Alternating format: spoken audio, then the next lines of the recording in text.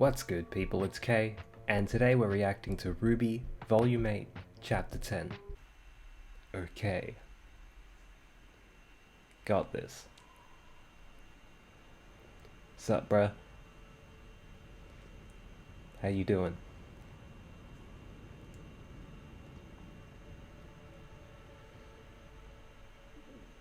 Sir, we have confirmation that Dr. Watts has escaped military headquarters to be assistant to Cinderfall.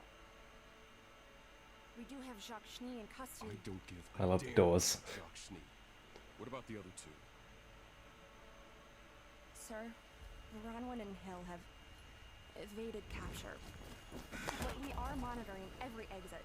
So that is Crow. That was Crow. Damn it! Okay. Okay. I see now. Search everywhere for them. Do not return to this office until you have Crow Bronwyn in custody. Of course, sir. Not Raven. Don't give a shit about Raven. And What's the status of our oh,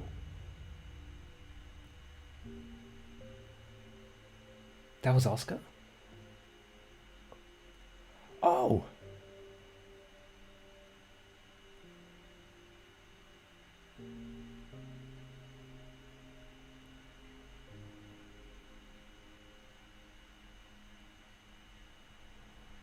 what just happened? Oh no. Oh no.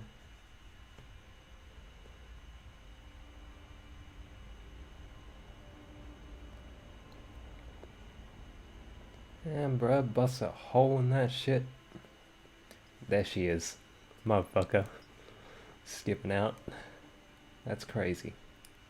Is everyone alright? No injuries here. Sound off. What? They were still inside.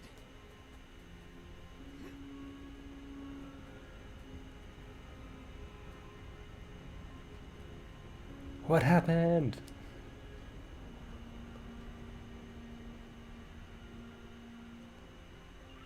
I love this filter, by the way. It looks crazy. No time to celebrate. Return to the academy at once. Celebrate, huh? But that wasn't us. And we can tell him in person. Load it back up. We're leaving.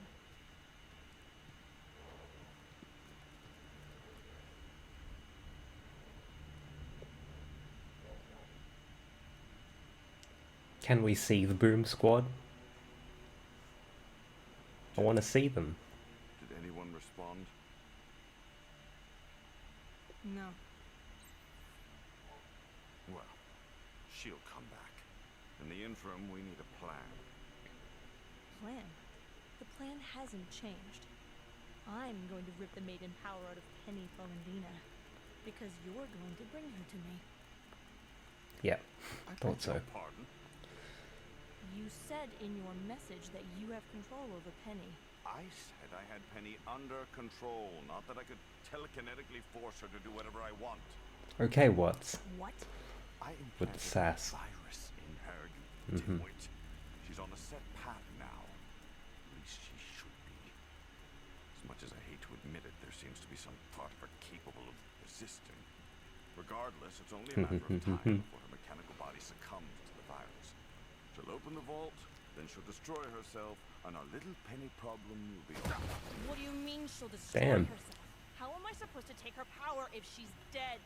You know, it's impressive that you haven't realized this yet, but I don't work for you. That's crazy. Please, can't just threaten me like everyone else. You think you're so clever, don't you, Arthur? Salem sent you to bring me back. Salem isn't here right now. But I think we can still come up with a plan while she's pulling herself together. First, I'm gonna watch you plummet to an unremarkable end. And Damn. then I'm going to burn a path directly to the vault, where I will wait to tear that magical puppet to pieces. And take what is mine. Actually gonna drop him?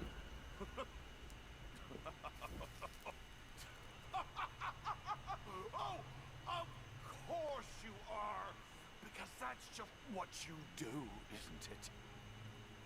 Go off. How has that worked out for you? Yes, go off. You stormed into Freya's room thinking you could take on Ironwood's top fighter and war machine. But you couldn't. And that machine became the Winter Maiden. Oh, and let's not forget your deal with Raven Brownwind. Get all your enemies in one place so you'd have a shot at revenge. If only someone could have warned you against such a miserable idea. Oh, wait. I did. But you pushed ahead and you lost it when all you had to do was your job. You think you're entitled to everything just because you suffered. I love but this. Suffering isn't enough. Can't just be strong, you have to be smart. Can't just be deserving, you have to be worthy. But all you have ever been is a bloody migraine. Damn, bruh.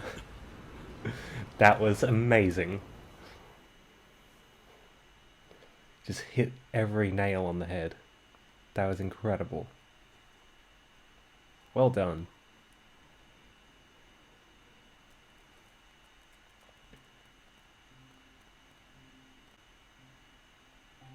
Aww. Y'all know how I feel about Cinder. Oh, there they are. And Oscar's there too. Blake? Hey. Yay! Are you okay? Where are you? Yeah, we're fine. Is everyone there all right? Not saying where they are. Alive. This'll help though. Guys! They're okay! What do we do about her? Emerald's still around. I mean, I guess you just gotta bring her along. Hazel? Yeah, it doesn't look good, does it? You're in the agricultural area. Just head to this access point to reach the Red Line subway tunnel. I'm sorry, bruh. Follow the route I've drawn for you. Yeah, he was a good dude in the end. Oh, look at them. You can't be serious. You want us to work with her? I'm just saying it makes the most sense. We're all enemies of Salem, including her. No, I'm with Blondie. You don't like me, I don't like you. So how about we just part ways and you never have to see me again?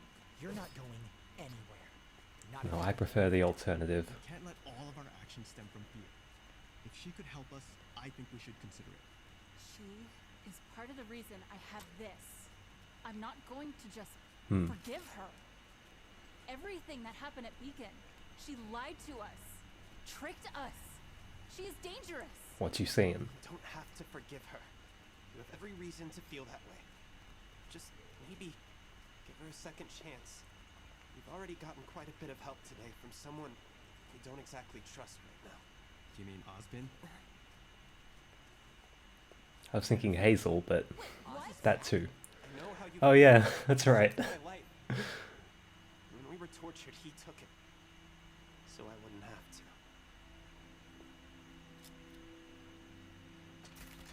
He entrusted me with this, and the massive amount of power he had stored up in it. Kinetic energy that he spent lifetime after lifetime accumulating in the cane he built. Hmm. So that's how you did that? Using all of the stored up power. He unleashed his ult. But most. We have to be careful with how we use the rest. He trusted my judgment, and it saved us. I want to reciprocate that trust. There's a lot to sort out, but Oz really wants to help. I mean, yeah. Thank you, Oscar.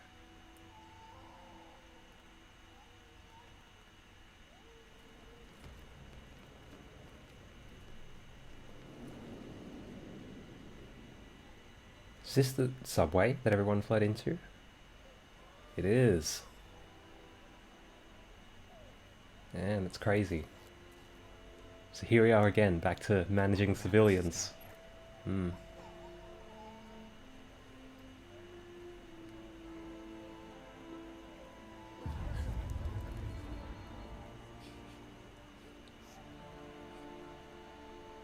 I've seen what you can do, Emerald. However this fight ends, we could really use someone like you. Hmm. That was a nice scene. It's about time. Someone's Long jumpy. dealt a decisive blow to Salem today. Actually, that wasn't our payload, sir. I brought it back with us. Then who could have... you still have it. This may be useful. Penny still hasn't come to the vault, meaning Watts was either incompetent or he betrayed us. At this point, we'll never know. Cinderfall's attack command will escape with him. And that's not all we've lost. Sir? Crow and Robin have also escaped.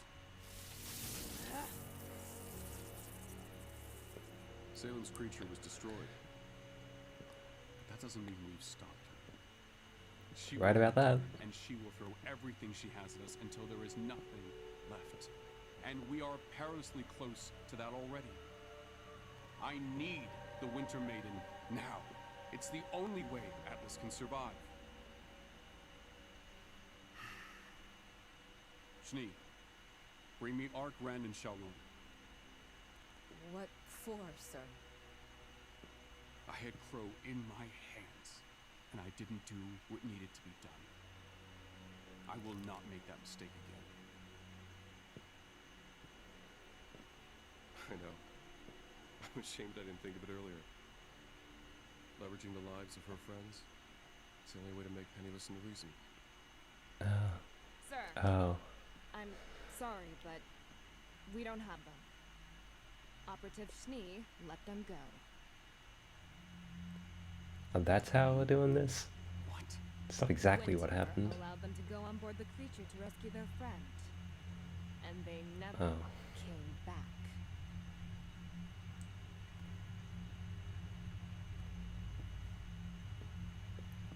Yeah, listen to the score. They were our last chance. Now I have nothing! Hmm.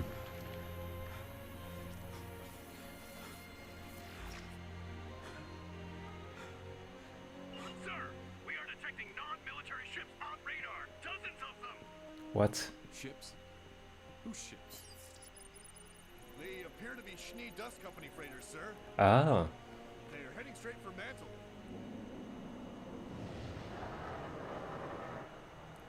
Good boy, Whitley. Let's see.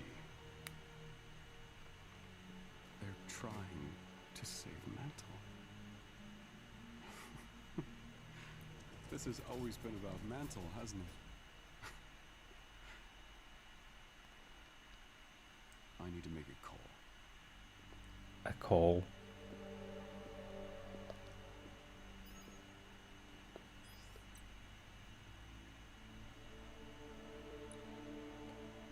Uh-huh. Who is it? Neo just trolling. Someone survived? Just trolling out here.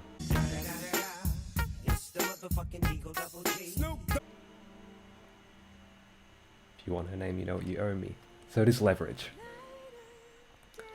Hey.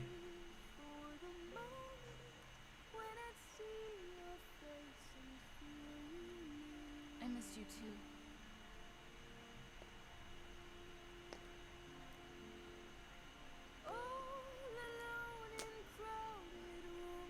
Yeah, boy. Come on.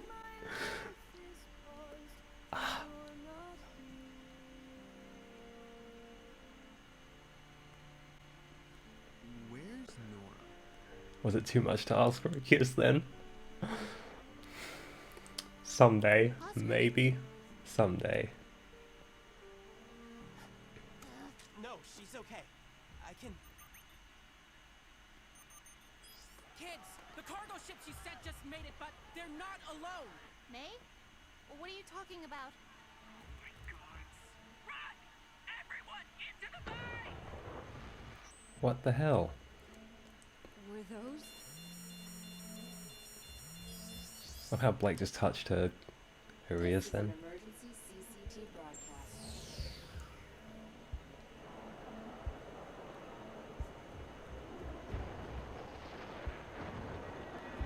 Wow. Wow, that's crazy. Those ships. They were going to save people. Why would... I have always promised to defend this kingdom. That's a vibe. Its technology. Its future. From those who would see it destroyed. Our enemy is crippled, But one individual still denies Atlas its salvation. The protector of Mantle. Penny, wherever you and your friends are, I need you all to listen. I know how much Mantle means to you, so I'm going to give you a choice. You can bring yourself to Atlas Academy and do your duty. Help me save as much of Atlas as I can, and Mantle will be left to fend for itself. Or you can all watch as I destroy it. Yep, ultimatum indeed. One bomb. That's all it will take. If there is no Mantle, then there is no reason for you not to work with me. Neither of us want it to come to that, but one of us is willing to do it. If anyone tries anything other than what I've ordered, Mantle is gone. You have 1 hour to respond. I hope you live. Nori's getting back up. Oh man. It's looking rough. So Ironwood is stepping into the void that Salem's now left. Lovely. That's just what we needed. So as one falls, the other steps up and fills the void she left behind. I mean, Ironwood, what an amazing performance he put in this episode. There was something about this episode too, it just felt so vibrant and fluid. All these storylines just coalescing and whirling around each other in this sort of vortex of colour and emotion. I didn't do a great job of conveying just how this episode was affecting me during the reaction, but after I stopped filming I realized that I was pretty stunned. You know, it was noticeably difficult for me to jump in at many points in this episode, just with how it was pulling me along. Let's talk about the vacuum of power, and let's talk about Ironwood. Sometimes when you're dealing with a secondary antagonist, they run the risk of seeming small beans compared to the primary antagonist. Now, of course, no one is mistaking Ironwood for Salem, and the show isn't really even suggesting that they're on the same level, but this episode does a fantastic job of re-establishing Ironwood as a clear and immediate threat. I mean, how could he not be? He's all over this episode and we get to see him on a little mini arc of his own. You know, it's quite wonderful to see the workings of his mind in an extended fashion. It's like a meta thing where he repositions himself as someone with power over the situation. At the same time, the story repositions him as the threat. I'm especially interested in seeing how this clashes with Salem's inevitable revival. I mean, perhaps our heroes will have already bested his efforts by then? I mean, one can only hope, right? Because you can also only imagine the clusterfuck waiting for us if he isn't dealt with by the time that Salem comes back. Look, something we've known forever with Ironwood is his natural inclination and desire for control. Every step of the way in this series, he's been losing more and more of that control, either slowly or all at once. We know this, it's not anything new, but seeing him plunge further into the depths of this mania stays being interesting. I said earlier in this season that he's had to shed his humanity just to keep pace with Salem, and this is just another example of it. But I think the way it's done in this episode speaks volumes about just how far we're willing to go with him. Over and over, we see him on the verge of snapping, then pulling back, but then it's like he sort of snaps anyway. What's the difference for him between snapping and not? I see it as just him not snapping is allowing him to do his thing where he rationalizes his next step even if it's completely horrific. I also say horrific because I can't call him dumb. Ironwood is very intelligent, he's just too intelligent for his own good, the way I see it. His conscience isn't capable of keeping up with his head. That's how he keeps coming up with these strategies and ideas and leaping to the next big move. His mind, sort of powered by his protectionist streak, is working overtime at the expense of his other instincts and attributes. I'm actually reminded a bit now of Doctor Who, and indulge me because I love Doctor Who and my favourite Doctor is Peter Capaldi, the 12th. His first series, Series 8, features an overarching storyline examining how he sort of treats the people around him, his companions. If you know Doctor Who, you know that the Doctor gets new companions with an astonishing regularity and that they are often written off through tragic ends. At many points in Series 8, he is referred to as a sort of blood-soaked general. Does he care about the people he leaves in his wake, or does he bury it beneath a cold, forward-looking mentality that simply makes him look unfeeling? James Ironwood actually is a general. There is no metaphor with him. He has to make decisions which carry massive ramifications as a matter of daily business. When we met him again in Volume 7, it was easy to see that even though he was willing to make these decisions, their weight rested very heavily on his shoulders, and it all ate at him because he knew he was compromising himself. Like Atlas holding the world, right? The famous myth. But unlike the 12th Doctor, who carries the pain of his losses so plainly that it's easy to overlook, Ironwood has now reached a point where he's had to totally shed that weight in order to move forward. He sees a former friend like Crow and kids like Yang's team as pieces to violently leverage. He's no longer interested in Mantle or its people. If they weren't available as chess pieces, he probably would forget they still existed, which is why gunning down those SDC ships was so brutal, because it wasn't even about the people they were going in to save. It was a move purely made to pressure and spite Penny and her friends, to present them with this ultimatum, this unwinnable scenario. To put it plain and simple, it was the move of a boss. So, time for observations. There's a lot to get to here. You know, I was clearly wrong in thinking that this would just be another single thread episode because they just brought all the threads back together. But unlike War, which felt a bit scattergun, this episode actually handled its storylines with a nice dexterity. I appreciate having the broken door just in the background, sort of as this nagging reminder of a time Ironwood was bested by RWBY. If I hadn't been so shocked by the sight of Crow, Bunting and Atlas Guard, I would have burst out laughing. I mean, ridiculous. And that sequence from episode 8, it turns out, was just a massive red herring, at least in the way it was edited. The way I see it, when the explosion happened, Crow transformed, Robin was downed, but then they reconvened and fought their way out before Cinder got to them. No Raven. Apparently that may have just been wishful thinking. Again, I think the whole jailbreak/prisoners arc was too messy and spread out for what it ended up being, but I'm sort of glad we're past it now, and I'm eager to see what Robin and Crow do next. I mean, do they try to reunite with the rest of the crew, or do they go straight for Ironwood? They present as a real pair of wildcards now that they are unaccounted for. I love the explosion sequence, the use of slow motion, and then you have all this sort of green color and light work happening with that soft score in the background. The different perspectives were great. I especially loved Winter's perspective,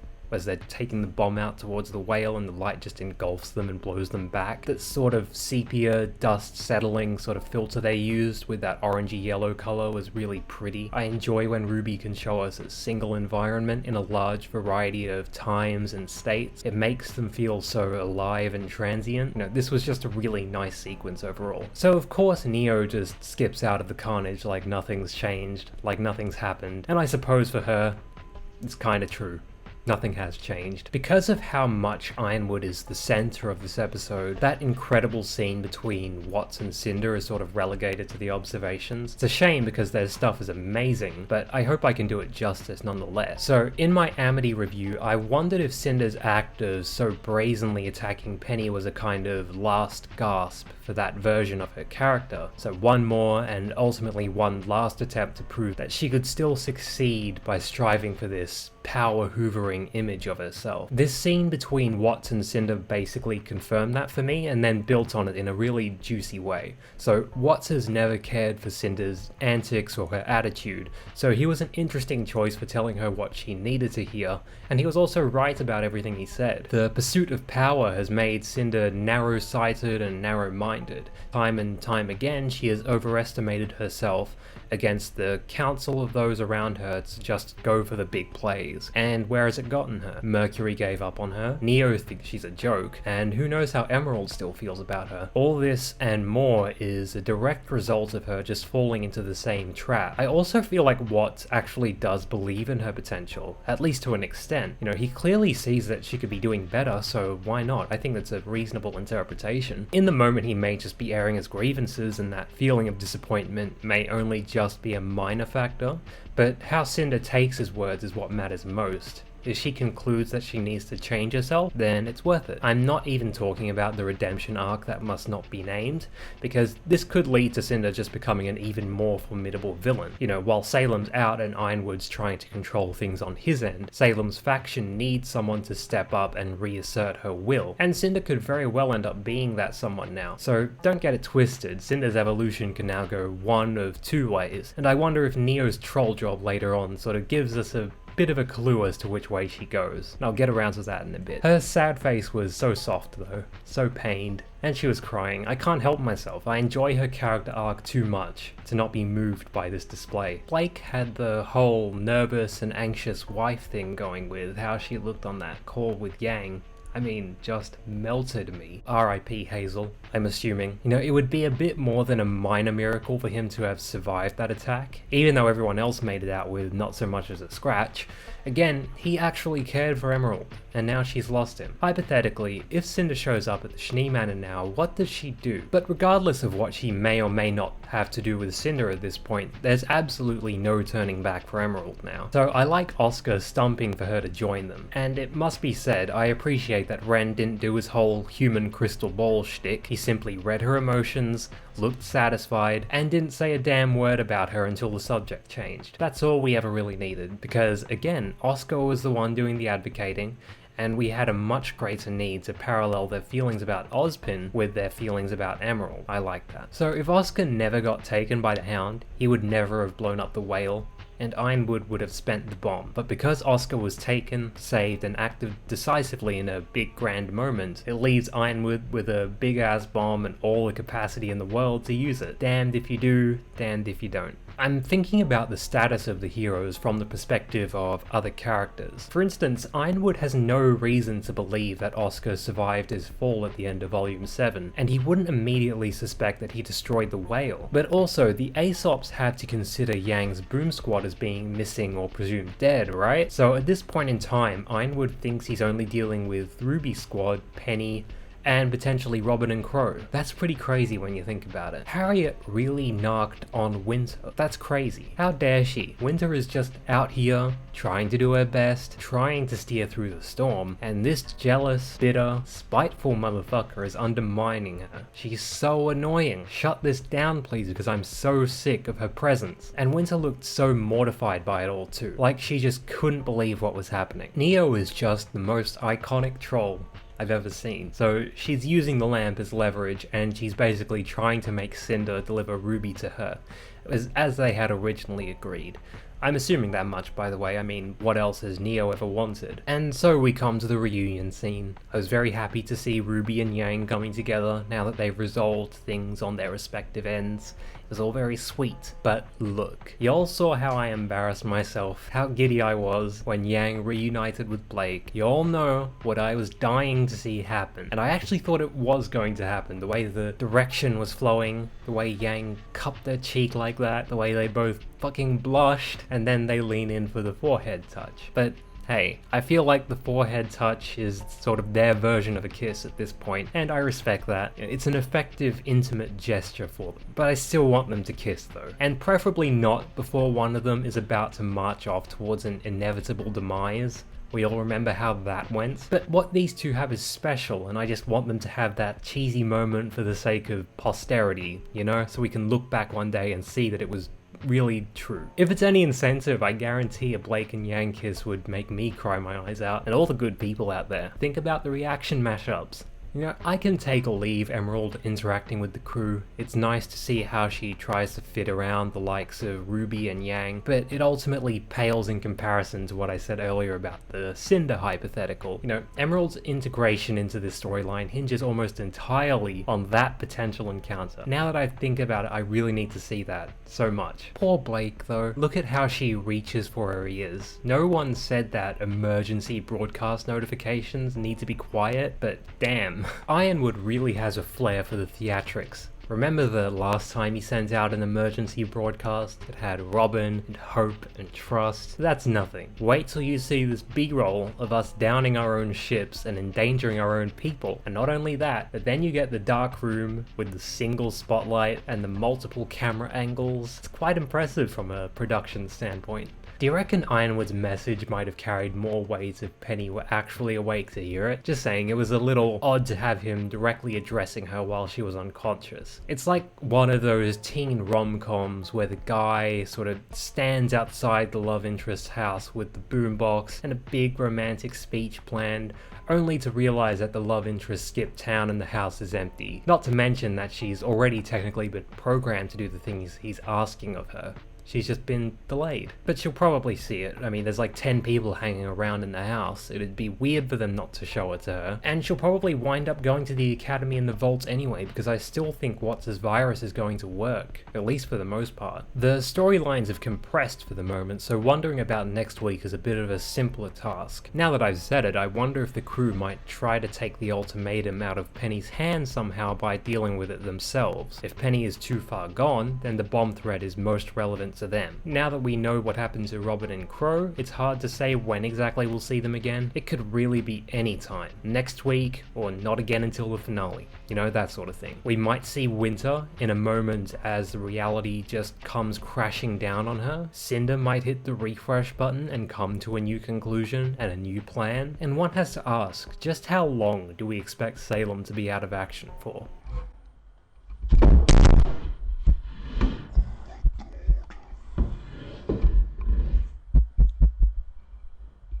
In closing, Ultimatum is an episode about staring into the void and reaching for what it promises. It is about the evolution that comes as a result of absence, about the growth that can come from new desperations. It's about reasserting control over a situation and over oneself. This is an episode just drenched in loud colours, bathed in crunching, desolate sound, weighing heavy with the gravitas of the new, the uncharted lands, the deep waters. Such is the way of a cataclysm and its aftermath, that need to fill the crater after the blast has gone off. It is lovely escalation, and could lead us to anything and everything in this final run of the season.